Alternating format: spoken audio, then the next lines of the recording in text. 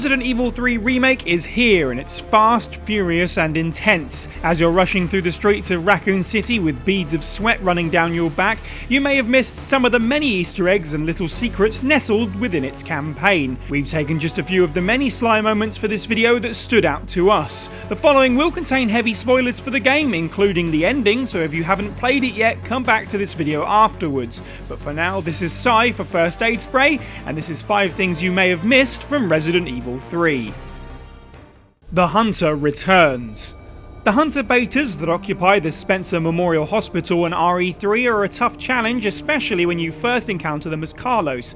We all knew they were coming, and it's fair to say they definitely gave me that familiar fearful feeling. However, their introduction isn't quite the same as the original Resident Evil 3, where they behead a zombie in the hospital foyer. I'm sure many of you understood this one, but for the benefit of those who haven't gone back to play the original Resi game, the first person perspective that we see in Remake 3 is a direct nod to how the Hunter Alphas first made their presence felt back in 1996 and again in the 2002 GameCube remake. References to other games.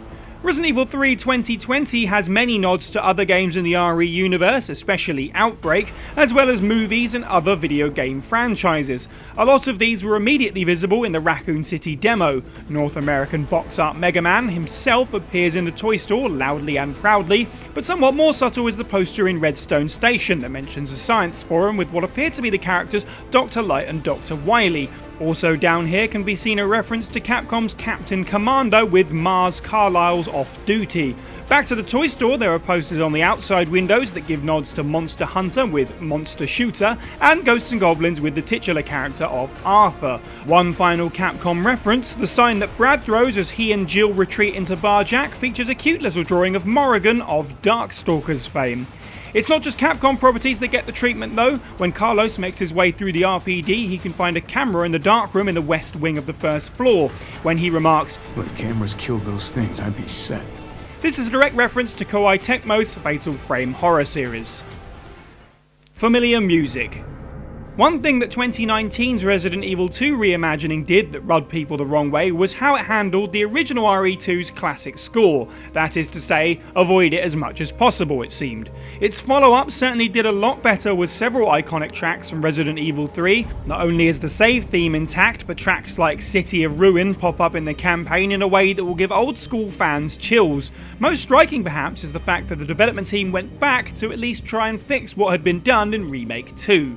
Back to Carlos entering the RPD's dark room we go, and instead of RE3's Free From Fear playing, this particular save room music uses a variation of the RE2 track. In fact, it's the version from the classic Biohazard orchestral album, and a hell of a lot better than the non-looping one used in Remake 2.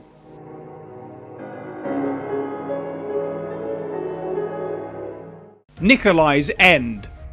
The original Resident Evil 3 featured several multiple endings, and it was never ever made clear which of these was the canonical one since they had no effect on the ongoing story. As long as Jill and Carlos made it out of the dead city, it didn't particularly matter how they did it or what happened.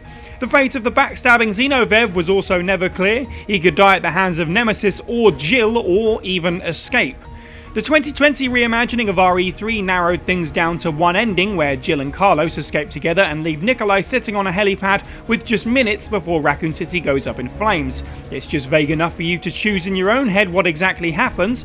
However, let me help you convince you that in fact, Nikolai gets his greedy self out of there before it's too late.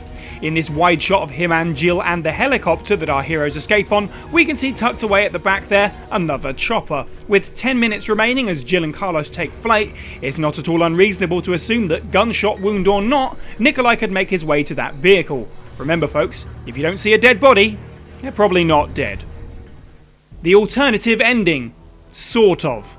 Staying with the last moments of the game now, and the final bit of gameplay that players take part in is the moment where Carlos and Nikolai struggle at the helipad and Jill has one moment to aim straight and true. If done correctly, Jill will successfully hit Nikolai and the rest of the scene plays out. However, if the player deliberately aims for Carlos or even waits long enough, a secret cutscene plays out where Nikolai shows his proficiency and ruthlessness and kills both of our heroes stone cold dead. It doesn't really add up to anything, but it's a nice little hidden moment all the same. And those are just 5 things you may have overlooked when playing through Capcom's 2020 reimagining of Resident Evil 3. Let us know what you thought of the video in the comments and what other Easter eggs from the game you enjoyed the most. Subscribe to stay up to date with the podcast and other video content, and as always, have a good week.